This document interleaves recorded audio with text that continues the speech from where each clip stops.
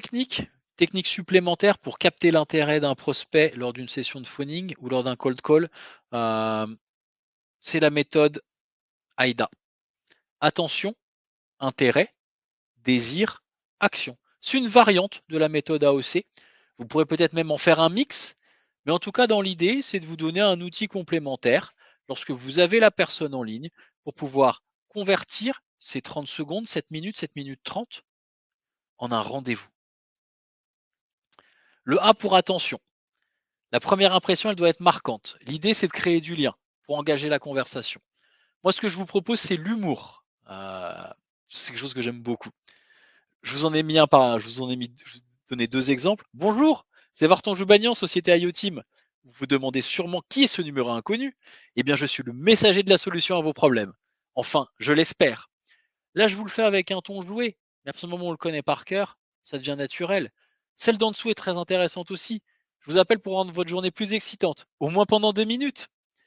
Je connais des gens qui prospectent très régulièrement où leur accroche, c'est écoutez, je vous le dis tout de suite, c'est un appel de prospection. Ça a le mérite d'être franc, ça a le mérite d'être direct, ça a le mérite d'être une accroche et ça a le mérite de fixer un cadre. Et ensuite, on peut toujours dérouler pardonnez-moi, sur son objet. L'intérêt. L'idée, c'est toujours de susciter l'intérêt, de capter l'attention, de créer du lien, que ce soit émotionnel, que ce soit intellectuel, que ce soit par un chiffre, que ce soit en mettant en avant une problématique, un avantage. On s'en moque. Ce qu'il faut, un peu de la même manière que pour l'accroche, c'est susciter l'intérêt. Qu'est-ce qui fait que la personne, elle va continuer à vous garder en ligne? Eh bien, de la même manière, on peut utiliser les chiffres. Savez-vous que, statistiques à l'appui, des entreprises qui ne font pas appel à notre produit ou notre service, elles risquent ça. Là, on met en avant un risque. Et aujourd'hui, on cherche tous à se prémunir du risque. Et ensuite, on met en avant sa solution.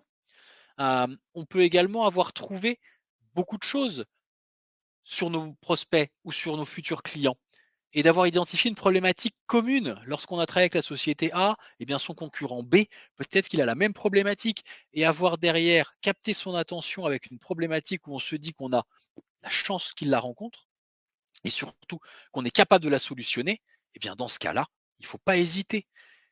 Et de la même manière, dites-vous, même si en fait ce concurrent, la société B de votre client, la société A, n'a pas le même problème, c'est pas très très grave.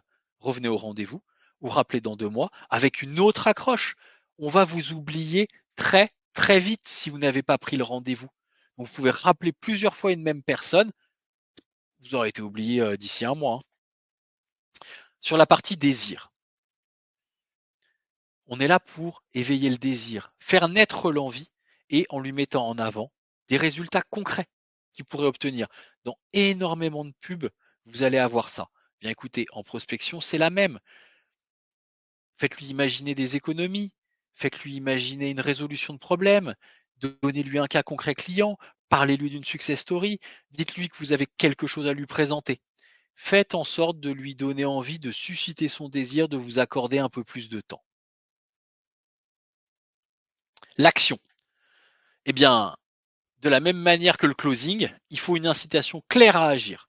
Même un prospect intéressé, même si j'ai bien fait mon boulot, il peut avoir un doute ou il peut avoir réellement un emploi du temps très chargé et de se dire que vous consacrez 30 minutes, c'est compliqué.